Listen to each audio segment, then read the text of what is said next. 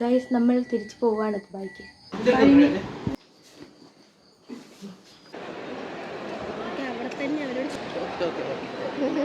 എനിക്ക് കിട്ടിയ സീറ്റ് എന്ന് പറയുന്നത് എമർജൻസി എക്സിറ്റ് ആണ് guys. So welcome back to my YouTube channel.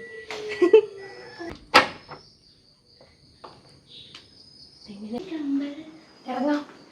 ആദ്യം എന്നെ നമ്മൾ ഗൗരീനെ കൊണ്ടാക്കാൻ പോയി, ഇന്ന് എല്ലാവരും കൂടെ എന്നെ കൊണ്ടാക്കാൻ വരുന്നു. വീണ്ടും കൊണ്ടാക്കാൻ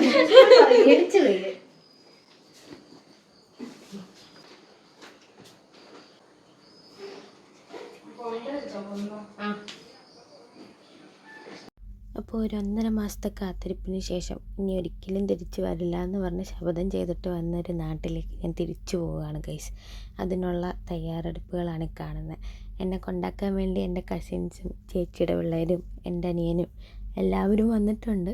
പക്ഷേ പെട്ടെന്നുള്ള ഒരു തീരുമാനമായതുകൊണ്ട് എനിക്ക് എല്ലാ വീടുകളിലും പോയിട്ട് ആരെയും കാണാനൊന്നും പറ്റിയില്ല.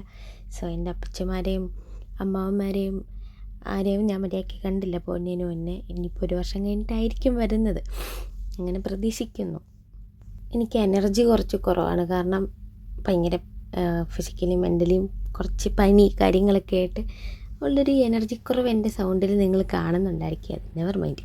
ഓക്കെ, അപ്പോൾ നമ്മൾ ഇറങ്ങുവാണ്. നമ്മൾ ആക്ച്വലി പ്ലാൻ ചെയ്തത് 5:30ക്ക് ഇറങ്ങാൻ വേണ്ടിയിട്ടാണ്. പക്ഷേ നമ്മൾ ഇറങ്ങിയപ്പോഴത്തേക്ക് 6:30 ആയി. വേറൊന്നും കൊണ്ടല്ല, എൻ്റെ ബാഗ് എൻ്റെ പൊന്നോ എത്രയൊക്കെ വെച്ചിട്ടും അത് ശരിയാവുന്നില്ലായിരുന്നു.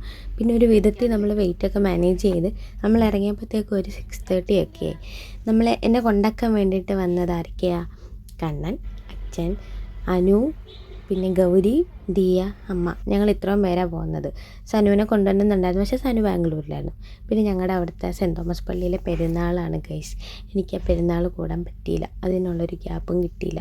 പെട്ടെന്ന് ഞാൻ പോകുന്നതിൻ്റെ പിറകിലായിട്ടൊരു കാരണമുണ്ട്. ഒരു വൃത്തികെട്ടവൻ എനിക്കിട്ടൊരു 8ൻ്റെ പണി തന്നുകൊണ്ടാണ് എനിക്ക് നാട്ടിൽ നിൽക്കാതെ ഇങ്ങോട്ട് വരേണ്ട വന്നത്. ആ കഥ ഞാൻ പിന്നീട് നിങ്ങളോട് വിശദമായിട്ട് പറയുന്നതായിരിക്കും.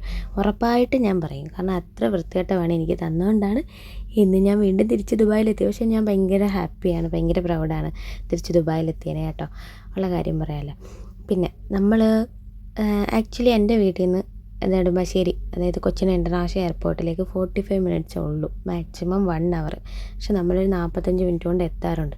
പക്ഷേ ഇന്നത്തെ ബ്ലോക്ക് കാരണം നമ്മൾ എത്തിപ്പെട്ടത് 3.5 മണിക്കൂർ കൊണ്ടാണ്. അതായത് 6:30ക്ക് നമ്മൾ ഇറങ്ങിയിട്ട് നമ്മൾ എത്തുന്നത് 9:30 കഴിഞ്ഞിട്ടാണ്.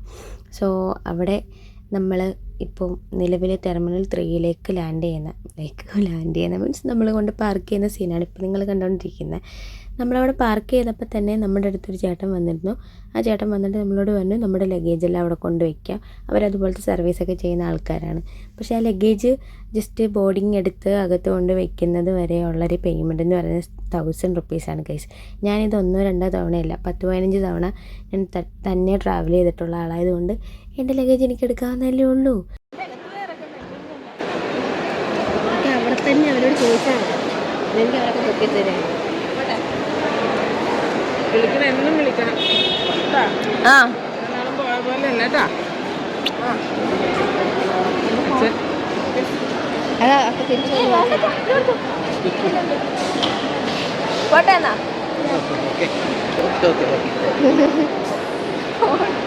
കണ്ണനാ അവനോട്.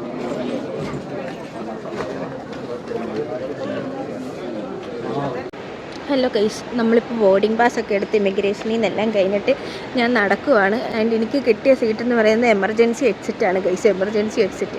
എന്നോട് അവർ ചോദിച്ചു, എനിക്ക് ആദ്യം ഒരു സീറ്റ് തന്നു. അത് കഴിഞ്ഞിട്ട് അവർ പറഞ്ഞു വേണ്ട ഈ കുട്ടിക്ക് എമർജൻസി എക്സിറ്റ് കൊടുക്കാം. എന്നിട്ട് വീണ്ടും തിരുത്തി അവർ എനിക്ക് എമർജൻസി എക്സിറ്റ് സീറ്റ് തന്നു ഗൈസ്. നമുക്കറിയത്തില്ല എന്താകുന്നത്, നോക്കാം. Indigo flight 1403 to Abu Dhabi International will now എന്താണെന്നറിയില്ല, എയർപോർട്ടിനകത്ത് കയറി അപ്പം എനിക്ക് തുമ്മലും തുടങ്ങും, ജലദോഷം തുടങ്ങും, എൻ്റെ കണ്ണും ഇങ്ങനെയാവും. എനിക്ക് അപ്പം തുടങ്ങിയ തുമ്മൽ ഇപ്പം വരെ മാറിയിട്ടില്ല.